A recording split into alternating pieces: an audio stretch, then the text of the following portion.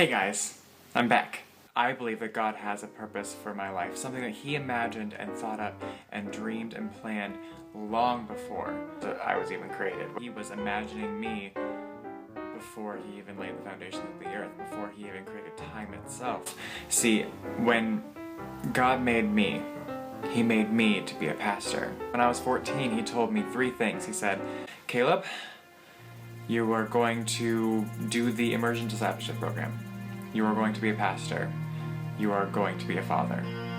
He told me that's what I was made to do. That's what He designed me for. So naturally, I assumed, great, I'm gonna go do that. So I joined into that immersion discipleship, also known as ID. So I did that.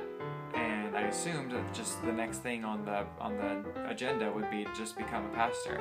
I kind of assumed I'd graduate from the program and get a job offer and then start my licensing process and just be a pastor. I figured that by the time I'm 22, I would be pretty well established at a church. That's not how it's happened. You see, instead of working in a church like I expected, I have been working in the dining room of an assisted living center. Senior care for people with dementia and other physical ailments that keep them from being able to do the things that they need to do or to just live independently. I serve in the dining room. It's like a 4-star styled restaurant. We take their orders as if it was a restaurant and we bring out their food. It's the same thing, except they just don't pay for it, and all of our customers come in 3 times a day. The difference is we're also sort of caring for our patrons, for our guests, that instead of just serving them their food, knowing that they will first at least have an idea of what they like, we have to tell them what they like because they don't remember. I spend most of my time with people who are 4 to 5 times my age. I'm constantly reminding them that they have ordered, that the food is coming after it has been cooked, because you have asked me this every 30 seconds or fewer since I took your order if your food is going to be ready. And yes, the food will get ready. It has not been 30 minutes, it has been 30 seconds. I've been coming home from work every day so exhausted that I basically have enough energy to turn Netflix on. And that's not been a fun existence. Don't get me wrong, I am a very social person, and I thrive on being able to be in conversation with people. By the end of my workday, the last thing I want to do is anything. Kind of like in Toy Story 2, when Woody gets put up onto the shelf with all the other toys that don't get used very often. Makes me feel like one of those toys who's just been ignored. I feel like God has kind of forgotten me, or at least just pushed me off to the side. Maybe that He doesn't need me or want me anymore. Of course God doesn't need me, that's what makes Him God. He doesn't need anything, but I don't know, I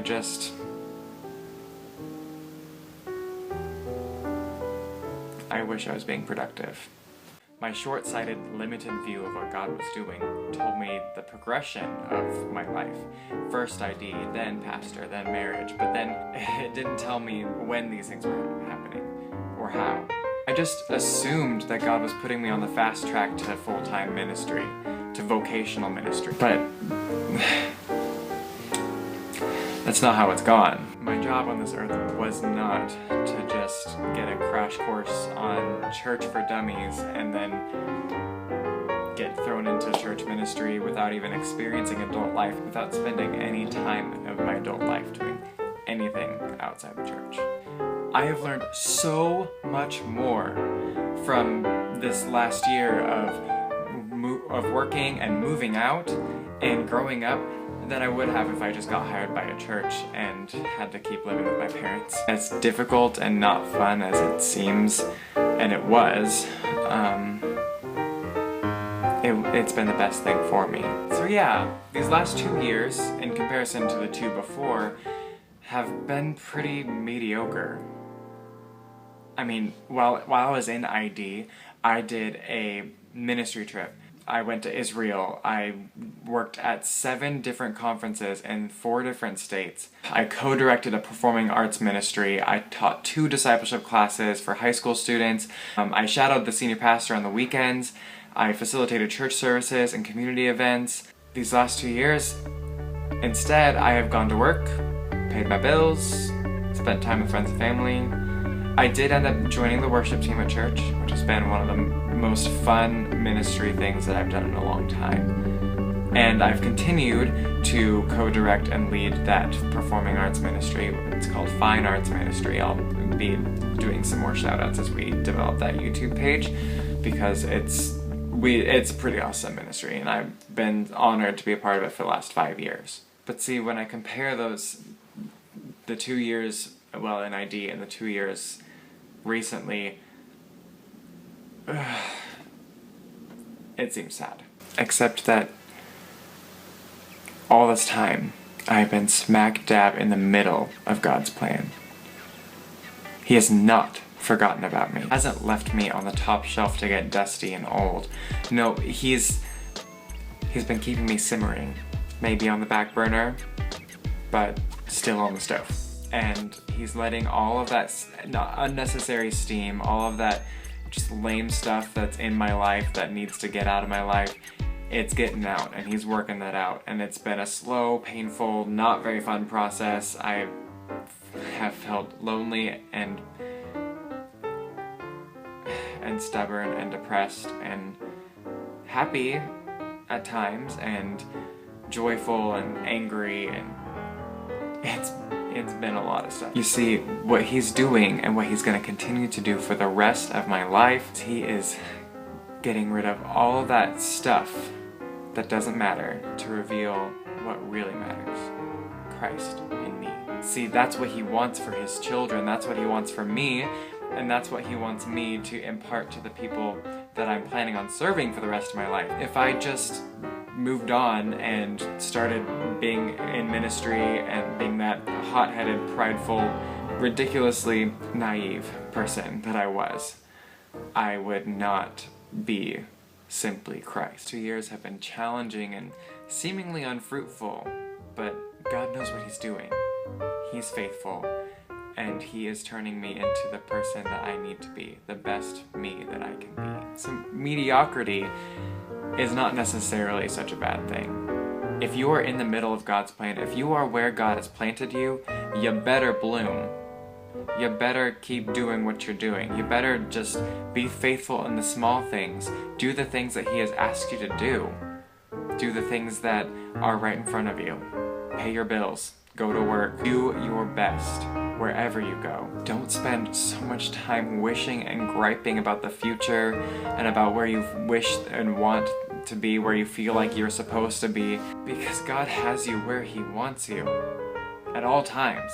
Even if you have had a really difficult time and you have made some bad choices and you've walked into a place that you feel like, oh my gosh, God could never bring me back from this. No, that's not how he works. Wherever you are, if you're looking at him, you are where he wants you to be. Live in the moment. Be all in everywhere you are. See, God's gonna use you if you're listening to him, and you better be ready. Last Friday was really busy. We have been short-staffed for a couple weeks, and I have been sort of promoted to be kind of assistant to the manager, and so anyway, I was by myself in the dining room for 40 minutes at the beginning of the shift. We open at 7 a.m. every day. Usually there are 3 residents sitting in the dining room waiting for the lights to come on already at like 6:15. And so anyway, I was by myself. We opened at 7, and there were a total of 15 or 16 or 8. It was a lot of residents that I was having to take care of by myself. One of them was this resident I'm talking about, and he came back to his normal spot. He got himself all set up, and I ran over and I poured some water and coffee for him as I was on my way to turn in some orders for some other residents, because I was by myself and there were a lot of people. He stopped me, and and I just, I smiled, I said, "Good morning." And he said, "Caleb, I really appreciate your smile. You seem genuinely happy to see me, and I can tell. You are consistent, and nothing seems to bother you. Thank you. I want you to know that you are appreciated."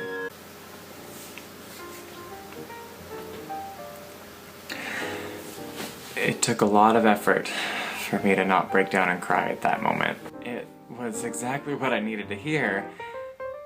You see, my job is a lot harder than people assume that it is. Even if on the basis of the fact that I'm falling in love with these people that I see every single day, that I know their jokes, I know everything that they might want to order, and then they die. It's so hard to come to work every day knowing that I have to serve people who I'm going to watch die. But it's moments like these that make it all worthwhile. I know it's a cheesy saying, but it's true. They're my grandparents, even though they're not. They are my friends. They're not just like customers, they're not just regulars even. They are my family, and I love them. I do all that I can to make them happy, all that I can to see a smile on each of their faces, to make each day a good one. And a lot of times they're really not appreciative. All I'm trying to do is give them their food, make sure that they are eating, and make sure that they have at least one smile a day. I have planned to stay at this job until I actually get the job of my dreams. Okay, that got heavy. So, that was the first of many, I think we're gonna call it ClassicCaleb thoughts, or maybe I can do this thing where I hold my camera and I walk around and I do a talk about. I don't know, figure that out maybe. Suggest in the comments what we should call these. They're kind of like mini sermons, I think, or at least just things that I have been learning that I want to share with people. Let me know what your suggestions are, and please, if you enjoyed this, like this video and subscribe to me. I post videos eventually sometimes. I'm hoping to get more consistent in my video posting, and it really helps me to know that people are watching. For me to want to really post things. Like I said, my job is difficult and I'm very tired and I don't want to do things, but this is something that I've wanted to do for a while. I'm just giving it a shot. Anyway, subscribe. I will get much better at this, I promise you. If you do subscribe to me, then you'll see right when I post. Please, if you have any questions about the Bible, about ministry, about life, about God, whatever, ask me. Please, write down in the comments, or you can follow me on Twitter. I'll put the link to my Twitter in the description box below. Talk to me, give me feedback. I'll see you next time.